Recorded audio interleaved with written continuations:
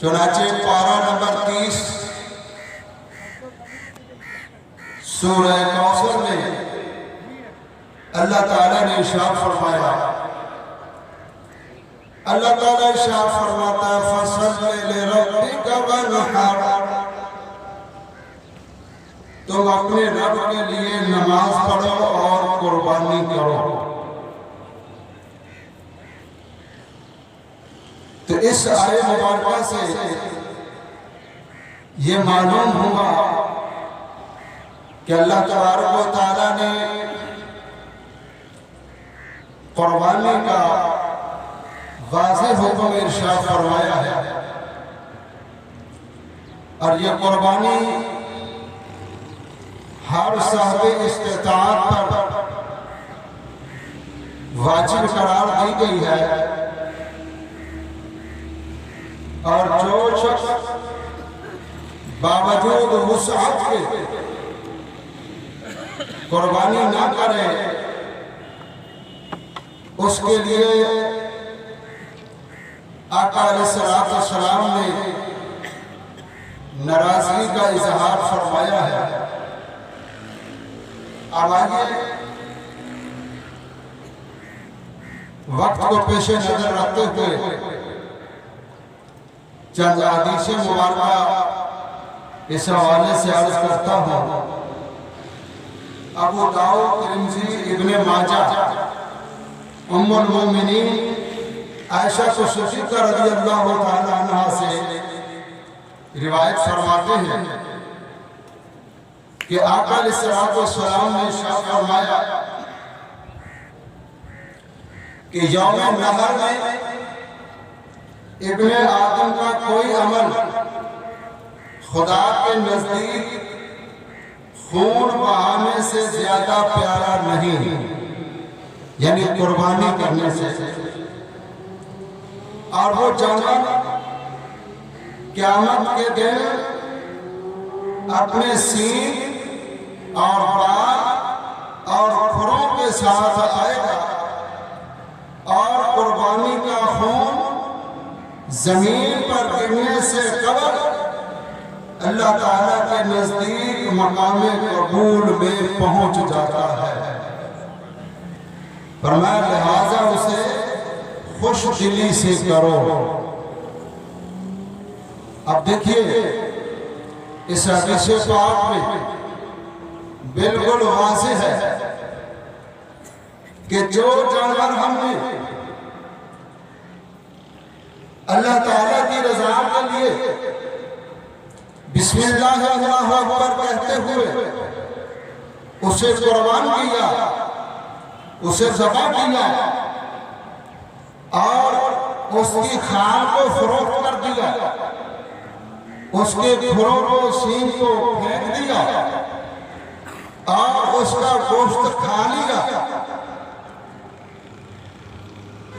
اب اس کے اجزاء ختم ہو گئے، لیکن رب تعالیٰ اپنی قدرتیں بتاتا ہے کہ اے لوگوں تم یہ نہ سمجھنا کہ جو چیز معدوم ہو گئی تھی، جو چیز پہلے وجود تھی وہ معدوم ہو گئی اور وہ ضائع ہو گئی یا جل گئی یا اسے کھا لیا گیا، تو یہ نہ سمجھنا کہ میں اسے دوبارہ زندہ نہیں کر سکتا، میں اسے دوبارہ زندہ کر سکتا ہوں۔ ارے میرے لیے یہ ناممکن نہیں ہے، کیونکہ میں تو ایسی چیز کو بھی پیدا کر سکتا ہوں جس کا پہلے سے وجود ہی نہیں، اس کا تو وجود ہے۔ اسی طرح انسانوں کو زندہ اٹھایا جائے گا، انسان کے اعضاء گل سڑ چکے ہوں گے، مٹی کے اندر مل چکے ہوں گے، مگر کچھ خوش نصیب ایسے بھی ہوں گے جن کے جسم اسی طرح صحیح و سلامت ہوں گے۔ حدیث پاک میں آتا ہے جو شہداء ہیں ان کے جسم صحیح و سلامت ہوں گے، جو درود پاک کثرت سے پڑھنے والا ہوگا ان کے جسم صحیح و سلامت ہوں گے۔ انبیاء کرام جسم صحیح سلامت ہوں گے اسی طرح جسم ہوں گے، لیکن جن کے جسم اعضاء گل چکے ہوں گے، مٹی کے اندر مٹی ہو چکے ہوں گے، اللہ تبارک و تعالیٰ ان کو بھی زندہ فرمائے گا۔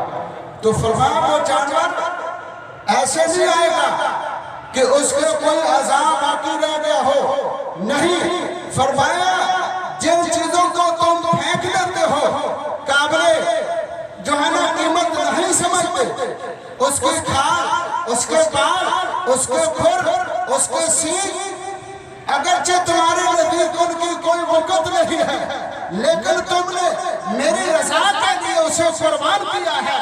قیامت میں روز میں تمہیں بتاؤں گا کہ جس جانور کو تم نے میری رضا کے لیے ذبح کیا تھا، قربان کیا تھا، آج تمہارے نامہ اعمال میں جب تولے جا رہے ہو، اس میزان عمل میں ان کو ڈال کا وزن کر کیا جائے گا اور تمہیں اس کے بدلے میں نیکیاں عطا فرمائے گی، یعنی وہ نیکیاں شمار ہوں گی۔ اس لیے فرمایا ایسا نہ ہو کہ بددلی سے، بے ذوقی سے نہیں، بلکہ خوش دلی سے تمہارے دل کو خوشی محسوس ہو کہ ہم نے اپنے ہاتھ سے کمائے ہوئے مال کو اس سے جانور خریدا، پھر اپنے ہاتھ سے اللہ کی راہ میں ذبح کر دیا۔ یہ اللہ کی محبت میں دیوانگی نہیں تو اور کیا ہے؟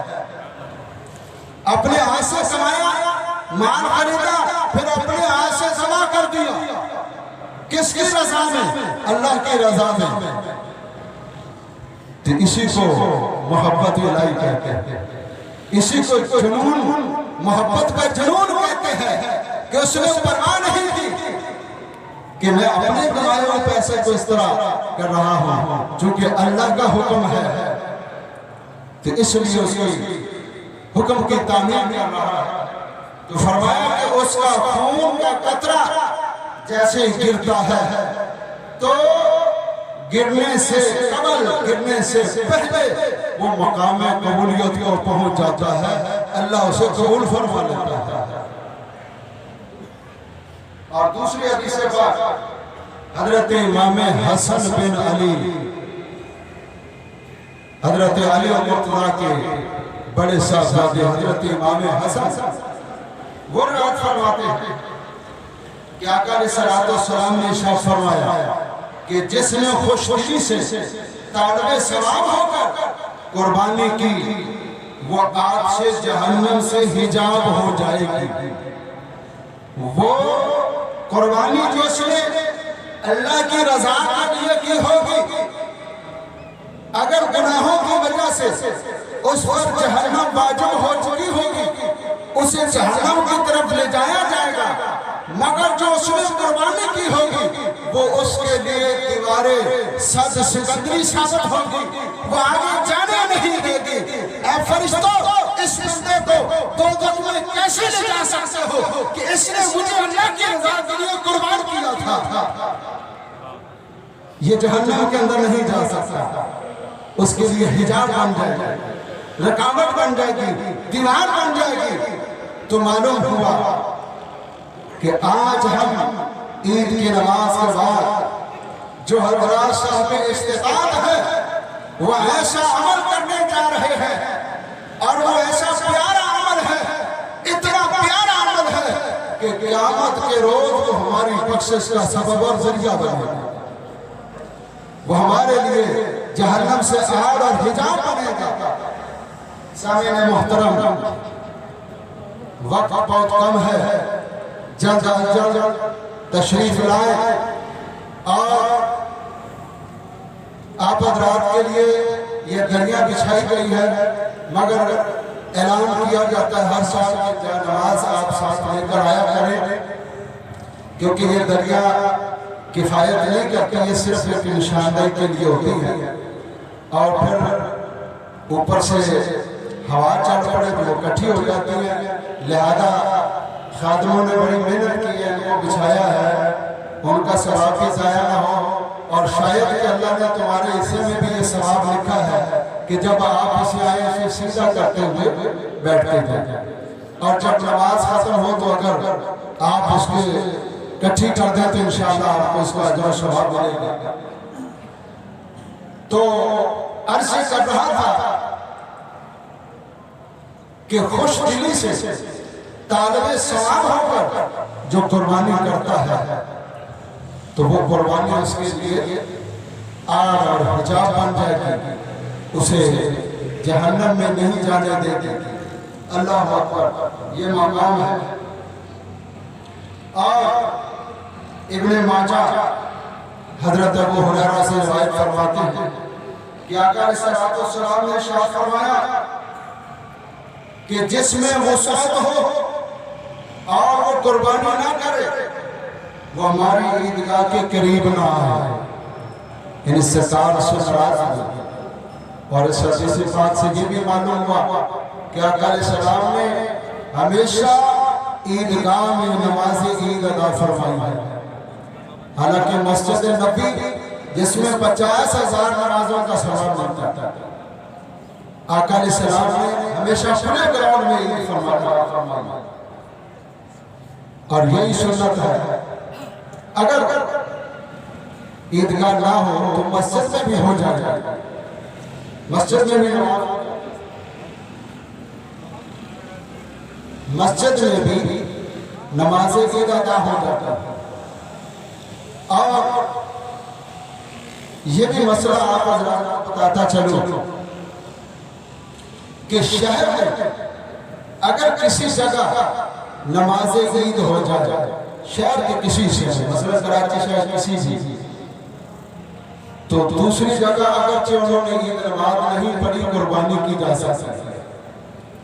یعنی قربانی کے لیے یہ شرط ہے کہ نماز ہو جائے، تو لہذا اگر کہیں نماز ہو جائے اور کسی نے بعد میں قربانی کر لی، اگرچہ یہاں یا قریب والی مسجد میں نماز نہ ہوئی ہو، اس کی قربانی ہو جائے، اس کی قربانی ہو جاتی ہے۔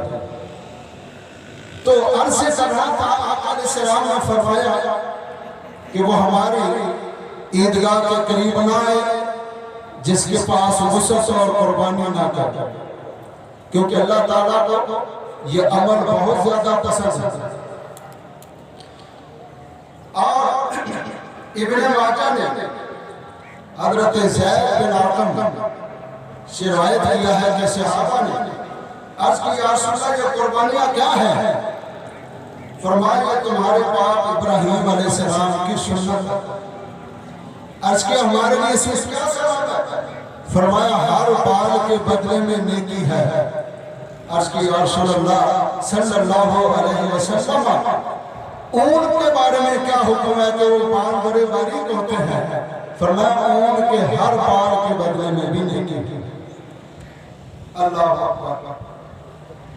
آپ سنیے یہ سنت ابراہیمی کیسے ہے کہ یہ آقا علیہ السلام نے فرمایا تمہارے باپ حضرت ابراہیم علیہ السلام کی سنت ہے، کیونکہ اہل عرب جتنے حجاز مقدس کے رہنے والے وہ سارے حضرت اسماعیل علیہ السلام کی اولاد میں سے ہیں، اور حضرت اسماعیل علیہ السلام حضرت ابراہیم علیہ السلام کے ساتھ رہتے ہیں۔ اس لیے فرمایا تمہارے والد تمہارے باپ حضرت ابراہیم علیہ السلام کی سنت ہے۔ یہ سنت کیسے؟ مختصر عرض کرتا ہوں، وقت کی نزاکت کو پیش نظر رکھتے ہوئے کہ حضرت ابراہیم علیہ السلام 90 سال کی عمر کو پہنچ گئے، اللہ نے اسماعیل جیسا بیٹا عطا فرمایا۔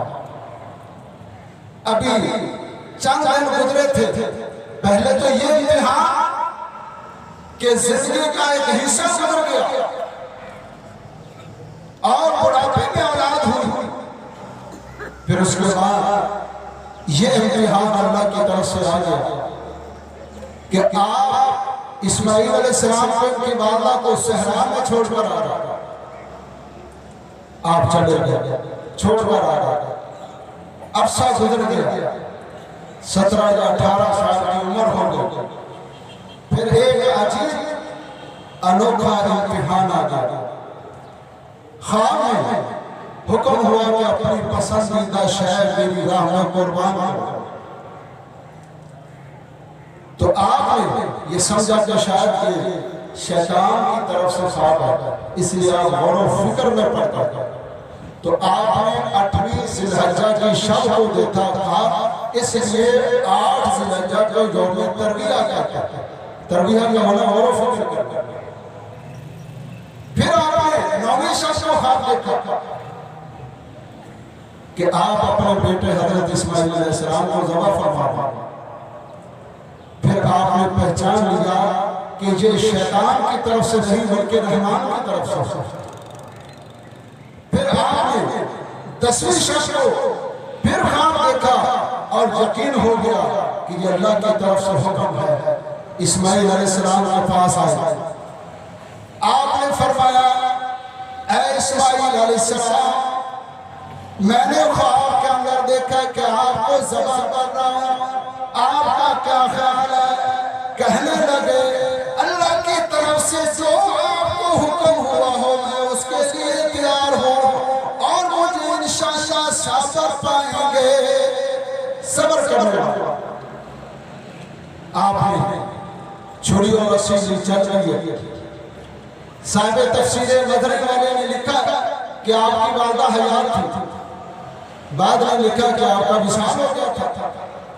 اب شیطان نے کہا کہ میں ان کو روکوں گا، بڑی کوشش کی، حضرت حاجرہ کے پاس آیا، کہنے لگا تمہیں معلوم ہے کہ وہ کہاں گئے؟ کہنے لگے وہ کسی کام کے لیے گئے ہیں، کہنے لگے وہ ذبح کرنے گئے ہیں، کہنے لگی یہ کیسے ہو سکتا ہے؟ اللہ نے اتنی مدت بعد بیٹا دیا۔ وہ کہنے لگے ان کا یہ گمان ہے کہ اللہ نے یہ حکم دیا ہے۔ فرمایا کہ اگر اللہ نے حکم دیا ہے، یہ ایک اسماعیل کیا ہے، اگر کئی اسماعیل بھی ہوں تو اللہ کے نام پر میں قربان کرتا ہوں۔ شیطان وہاں سے ذلیل ہو گیا۔ پھر آپ مینا کے قریب پہنچے، جہاں جمرہ عقبہ وسطیٰ اور کبریٰ ہے، وہاں 3 بار سامنے آیا، آپ نے 7 کنکریاں اس پر ماری اور وہ بھاگنے پر مجبور ہو گیا۔ اللہ نے اس یاد کو آج بھی باقی رکھا ہے کہ جب تک ان تینوں جبروں پر کنکریاں نہیں مارو گے تمہارا حج ہی نہیں ہوگا۔ چنانچہ آپ نے ذبح کرنے کے لیے اٹھا دیا، چھری چلائی، چھری نہیں چل رہی۔ آواز آتی ہے کہ اے ابراہیم علیہ السلام، ہم نے قربانی کو قبول کر لیا، آپ نے اپنے خواب کو سچا کر دکھایا۔ مالک کو بولا جب حکم دیا تھا تو بچایا کیوں؟ فرمایا یہ امتحان تھا۔ اور دوسری بات یہ کہ آقا علیہ السلام کا نور مبارک حضرت اسماعیل علیہ السلام کی پشت میں موجود تھا، اس لیے بچایا۔ تو اللہ تعالیٰ کو یہ ادا اتنی پسند آئی کہ قیامت تک تمام اہل وسط مسلمانوں پر اللہ نے قربانی کو واجب کرا رہا تھا۔ تو یہ سنت ادا کی جاتی ہے۔ حضرت ابراہیم علیہ السلام، اللہ اکبر۔ تو میرے دوستوں اور بزرگوں، آج ہم اپنے آقا کی بھی سنت کو ادا کریں گے اور حضرت ابراہیم علیہ السلام کی بھی سنت کو ادا کریں گے، کیونکہ آقا علیہ السلام نے خود بھی قربانی دی ہے اور اللہ نے اس کا حکم بھی دیا۔ فَصَلِّ لِرَبِّكَ وَانْحَرْ، کہ اپنے رب کے لیے نماز پڑھی اور قربانی کی۔ آقا علیہ السلام کی بارگاہ میں 2 مینڈے چترے لائے گئے، سینگ والے اور خصی کیے ہوئے۔ آقا علیہ السلام نے قبلہ رخ لٹایا، بسم اللہ اللہ اکبر کہہ کر چھری چلائی اور پھر اس کے بعد دعا فرمائی کہ یا الہی یہ میری طرف سے بھی ہے اور میری امت میں ان لوگوں کی طرف سے ہے جو غریب ہیں، جو قربانی نہیں کر سکتے، جنہوں نے قربانی نہیں کی، ان کی طرف سے بھی ہے۔ اللہ اکبر۔ یہ سرکار علیہ السلام کا کرم ہے کہ آپ نے اپنی غریب امت کو بھی یاد رکھا۔ تو جب آقا نے یاد رکھا ہے تو آپ مسلمان بھائیوں نے بھی غرباء کو یاد رکھنا ہے، ان کو بھی حسب استطاعت آپ نے گوشت دینا ہے، پہنچانا ہے، تاکہ غریب سے غریب آدمی بھی اس عید کی خوشی میں شامل ہو سکے۔ دوستوں اور بزرگوں کو قربانی کرنے کے بعد اگر ہو سکے تو اس کی کھال مدرسہ النوم غوثیہ صوفیہ میں آپ پہنچائیں اور اس پر ثواب کمائیں۔ سامعین اکرام، ٹائم بالکل قریب ہے اور بس یہی عرض کرنا چاہتا ہوں کہ آپ حضرات، یہ عیدگاہ ہمارے لیے قابل احترام ہے اور ہم اس کی صفائی کا خاص خیال رکھیں، اور بالخصوص جب عید کا موقع آتا ہے تو حکومت کی یہ ذمہ داری بنتی ہے کہ جتنی عیدگاہیں ان کی صفائی کا خیال رکھا جائے۔ جب ایک روڈ کا روزانہ مشین لگی ہوتی ہے، جب اس کو لگایا جاتا ہے، حالانکہ روڈ کی صفائی پہلے ہو چکی ہے، جہاں ضرورت ہے وہاں صفائی کے لیے آتے نہیں ہیں۔ یہ عجیب بات ہے۔ ہم مسلمان ہیں، یہ اسلامی مملکت ہے، یہ اسلامی جمہوریہ پاکستان ہے، ہمیں تو اپنے آثار مساجد عیدگاہوں کا خیال رکھنا چاہیے، ان کی صفائی ستھرائی کا۔ آپ دیکھ سکتے ہیں کہ اس طرف کتنا کچرا وغیرہ پڑا ہوا ہے، کوئی KMC والے نہیں آئے، انہوں نے صفائی کا اہتمام نہیں کیا۔ کیا کہ وہ اسلامی ملک میں نہیں رہتے؟ وہ اس ملک میں نہیں رہتے؟ ان کو خیال رکھنا چاہیے کہ اس کی صفائی ستھرائی کا خیال کرتے، تاکہ مسلمان جو ہے وہ نماز سکون سے ادا کر سکے، ان کو پریشانی نہ ہو۔ تو میں ان سے یہ گزارش کرنا چاہتا ہوں کہ خدا را آپ اسلامی ملک میں رہتے ہیں، ان چیزوں کا، مساجد کا، عیدگاہوں کا ضرور خیال رکھا کریں کہ نماز عید ادا کی جاتی ہے۔ آپ نے دیکھا ہوگا کہ محرم میں جلوس نکالے جاتے ہیں، اس میں صفائی ستھرائی کا اہتمام ہوتا ہے، حالانکہ وہ فرض واجب نہیں ہے، مگر نماز عید تو واجب ہے۔ یہ اللہ کا فرض ادا کرتا ہے، واجب ادا کرتا ہے، اور اس کے لیے کوئی توجہ نہیں ہے۔ ہم مسلمان ہیں اور اللہ تعالیٰ ہمیں جو ہے وہ اس طرف توجہ دینے کی توفیق دے۔ سامعین اکرام، وقت اپنے اختتام کو پہنچا۔ ایک دو مسئلہ عرض کرتا چلو کہ ایک تو یہ ہے کہ عوام الناس میں یہ مشہور ہے کہ جو شخص قربانی کرتا ہے کہ وہ روزہ رکھتا ہے، اور جب قربانی کا گوشت آتا ہے تو روزہ افطار کرتا ہے۔ اس کو روزے کا نام دینا ہی صحیح نہیں ہے، کیونکہ عید والے دن روزہ شیطان کا ہوتا ہے، مسلمان کا نہیں ہوتا۔ تو یہ اصل مسئلہ کیا ہے؟ مسئلہ یہ ہے کہ نماز عید الاضحیٰ میں سنت یہ ہے کہ نماز پڑھنے کے بعد کوئی چیز کھائی پی جائے، یہ سنت ہے۔ اور فرمایا جس کی قربانی ہے اس کے لیے تھوڑا سا اضافہ ہے، مستحب عمل ہے کہ وہ اپنی قربانی کے گوشت سے کھائے، مستحب عمل ہے۔ اگر کرو تو ثواب پر، نہ کرو تو کوئی گناہ نہیں، کوئی مسئلہ، کوئی ٹینشن والی بات نہیں ہے۔ ایسا نہیں کہ آپ روزے کی نیت کر کے بیٹھے ہو اور آج جو ہے نا وہ قربانی کرنے والا بندہ دیر سے آیا، 12-1 بجے تک بھوکے نہیں، ایسا نہیں ہے۔ آپ جو ہے نا ناشتہ کر سکتے ہیں نماز پڑھنے کے بعد، تاکہ سنت پر بھی عمل ہو جائے، اور اگر کسی کی جلدی قربانی ہے تو وہ اس مستقبل پر بھی عمل کر سکتا ہے۔ دوسرا مسئلہ کہ جانور تو اگر چلنے میں وہ لگڑا رہا ہے تو تھوڑا بہت اس میں کوئی حرج نہیں ہے، یعنی قربان گاہ تک جانے کے لیے اگر پیروں پر چل کر جا سکتا ہے، اگرچہ وہ لگڑا رہا ہے تو اس کی قربانی ہو جائے۔ ہاں اسے اٹھا کر لے کے جائیں تو ایسے جانور کی قربانی نہیں ہو سکتی۔ تو اللہ تعالیٰ ہم سب کو عمل کرنے کی توفیق عطا فرمائے۔ آپ حضرات سب سے درست فرمائے۔